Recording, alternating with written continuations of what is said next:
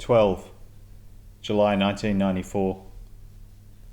Charles, have you ever heard of the term radical acceptance? No. I'd like to tell you a story, said Dr. Anthony, if that's okay with you. Go ahead. Right. Now, this is something told to me by another patient of mine many years ago. I retell it with his permission, but of course won't mention names. And it's a story that I like to tell as an explanation of the idea of this radical acceptance. This man was experiencing anxiety, so I had asked him to tell me of a time when he had felt himself to be truly scared. And this is what he told me. When he was a young boy, he lived on a farm with his family. Nothing out of the ordinary, just a mum and a dad and one brother. This farm had many irrigation channels, canals essentially, open to the air. And there were some days when this man, as a boy, liked to play with his brother in these canals. They would sit on a little raft attached to a rope, and their father would walk along the edge of the canal pulling his boys along. Now there was a day when this was happening that the water in the canal was more turbulent than usual. It had rained heavily the night before, so the flow was quite strong. Usually the boys enjoyed this. It meant they could ride the rapids faster than normal. But anyway, the man recalled falling off the raft into the current. He was a fine swimmer, even as a child, but the water was much too strong for him to reach out and climb back onto the raft. Before his father was able to grab him and haul him out, he was gone, swept off down the canal towards the road, where the water travelled through a tunnel under the highway and continued out the other side. Before he knew it, he found himself holding his breath underwater inside this tunnel, still caught in the current.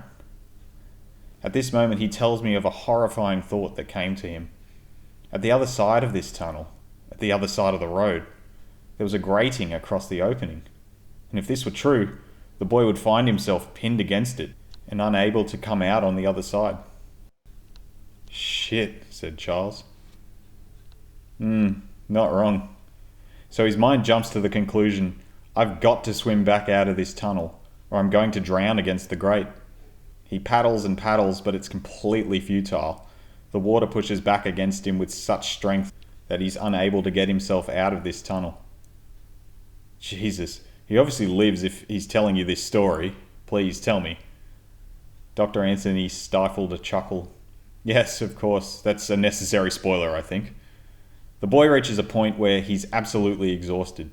He's been fighting against this current, but it's a battle he cannot win. His air is running out, and he just lets himself go. Stops swimming. The torrent picks him up and sends him off in the opposite direction, further into the tunnel. And the next thing he realizes, two great big hands hook under his armpits and pull him out of the water.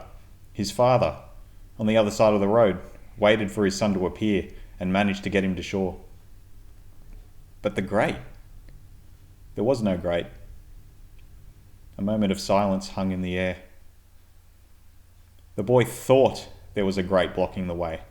That was how he remembered it. But he was mistaken. His father was able to rescue him only because he stopped trying to fight a battle he was never going to win. He radically accepted that he wasn't strong enough to swim against this tide, and in that way was saved. What if the grate was there? Well, he probably would have drowned, wouldn't he? I don't understand. It's a difficult concept to wrap your head around. Radical acceptance involves realizing you are fighting a battle you cannot win, that fate will unwind as it must.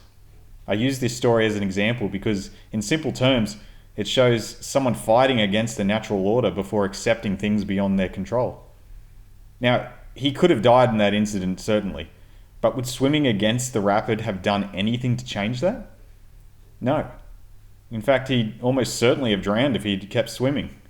It doesn't mean he shouldn't have tried, though. Don't get me wrong there. We should always try to manage our own path, see if there is a way through. But ultimately, there will be things in life that you have absolutely no power to change or control. We do well to radically accept these things. I think I know why you've told me this. Good. That's excellent.